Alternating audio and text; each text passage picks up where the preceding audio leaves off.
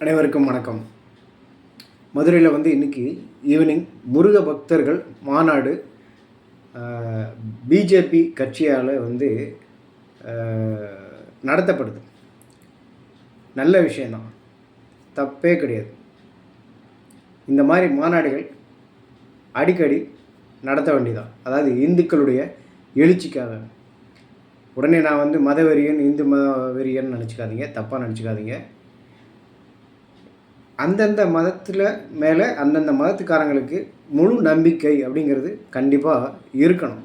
எல்லா மதமும் நல்ல விஷயங்களை தான் சொல்லுது, கெட்ட விஷயங்களை போதிக்கிறது கிடையாது. நல்ல விஷயங்கள் தான் சொல்லும்போது அந்த விஷயங்களை ஃபாலோ பண்ணி அதே சமயத்தில் மற்ற மதத்துக்காரங்களையும் அரவணைச்சி போகணும். அதுதான் ரொம்ப முக்கியமான விஷயம். மற்ற மத நம்பிக்கைகளை கொச்சைப்படுத்துகிறதோ கேவலப்படுத்துகிறதோ அவநம்பிக்கைப்படுத்துகிறதோ கூடாது. அந்த வகையில் இன்றைக்கி பாரதிய ஜனதா கட்சியால் முருக பக்தர்கள் மாநாடு நடத்தப்படுது.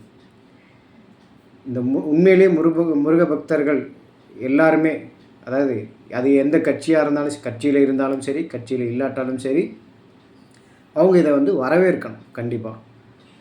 ஆனால் இங்கே என்ன நடக்குது தமிழ்நாட்டில் அப்படின்னு கேட்டிங்கன்னா, நானும் முருக பக்தன் தான் அப்படின்னு சொல்லிட்டு வேற்று கட்சியில் இருக்கக்கூடியவன் இந்த மாநாட்டை கேவலப்படுத்தான். ஏன்னா அது பிஜேபி கட்சியால் நடத்தப்படுது. உடனே நான் பிஜேபி கட்சின்னு நினச்சிடாதீங்க. ஏன்னா நம்ம ஆளுங்க எப்படின்னா, நம்ம பற்றி ஏதாவது சொல்ல வந்தோம் அப்படின்னா உடனே சங்கி, பிஜேபி, ஏடிஎம்கே அப்படின்லாம், ஏன்னா B team, A team, B டீமுலாம் கதை கட்டுறதுங்கிறது இந்த தமிழ்நாட்டில் தான் நடக்கும். ஆனால் என்ன ஒரு முக்கியமான விஷயம் நான் இந்த வீடியோ பதிவு மூலமாக சொல்ல வர்றது விஷயம் என்னென்னா, சமீபத்தில் கர்நாடகாவில் இந்த ஆர்சிபி கிரிக்கெட்டு கொண்டாட்டத்தில் கூட்ட நெருக்கடியில் 11 பேர் செத்து போயிட்டாங்க, 13 பேர் செத்து போயிட்டாங்க. இந்த மாதிரி அடிக்கடி இந்த மாதிரி கூட்டங்களில்